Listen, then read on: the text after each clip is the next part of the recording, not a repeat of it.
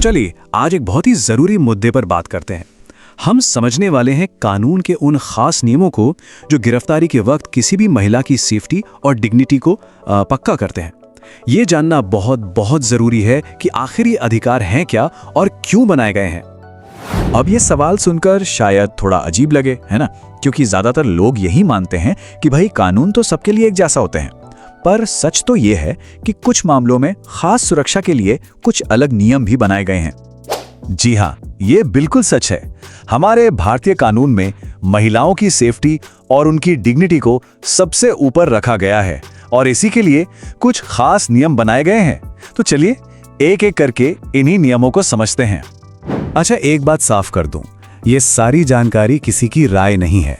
इसका सीधा सीधा जिक्र भारतीय नागरिक सुरक्षा संहिता 2023 यानी BNSS में है और इससे पहले जो CRPC थी उसकी धारा 46 में भी था। मतलब इन अधिकारों की जड़ें कानून में बहुत गहरी और मजबूत हैं। तो फिर सबसे पहले उन मेन रूल्स की बात करते हैं जो किसी भी महिला की गिरफ्तारी के टाइम लागू होते हैं। यही नियम है जो पूरे प्रोसेस को कंट्रोल करते हैं और सेफ्टी की गारंटी देते हैं। समझिए कि गिरफ्तारी के 3 सबसे बड़े पिलर हैं जो एक तरह का सेफ्टी घेरा बनाते हैं। पहला नियम, किसी महिला को फिजिकली अरेस्ट सिर्फ और सिर्फ एक महिला पुलिस ऑफिसर ही कर सकती है। दूसरा, सूरज डूबने के बाद और सूरज उगने से पहले मतलब रात के वक्त किसी भी महिला को गिरफ्तार नहीं किया जा सकता। और तीसरा, जो शायद सबसे जरूरी है, इस पूरे प्रोसेस में महिला की डिग्निटी का सम्मान करना पुलिस की सबसे बड़ी जिम्मेदारी है। तो रात में गिरफ्तारी नहीं हो सकती, ये नियम तो एकदम साफ है। लेकिन जैसा कि कई कानूनों में होता है, इसका भी एक कह सकते हैं कि एक बहुत खास एक्सेप्शन है। चलिए देखते हैं कि वो कौन सी सिचुएशन है जब ये नियम बदल सकता है। तो देखिए, यहाँ पर एक बहुत बड़ा फर्क समझना जरूरी है। नॉर्मल रूल क्या है? रात में अरेस्ट नहीं। लेकिन अगर कोई बहुत ही एक्सेप्शनल और सीरियस केस है तो ये मुमकिन है, पर सिर्फ और सिर्फ एक शर्त पर, जब एक फर्स्ट क्लास मजिस्ट्रेट से इसकी रिटन परमिशन यानी लिखित इजाजत ली गई हो। ये एक बहुत बड़ा कानूनी कवच है जो किसी भी तरह की मनमानी गिरफ्तारी को रोकता है।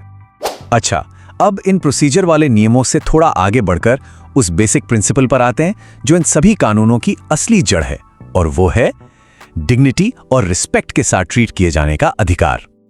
और ये सिर्फ कोई अच्छी सलाह नहीं है, ये पुलिस का कानूनी फर्ज है। मतलब गिरफ्तारी के दौरान पुलिस को यह हर हाल में पक्का करना होगा कि महिला के सम्मान को जरा सी भी ठेस ना पहुंचे।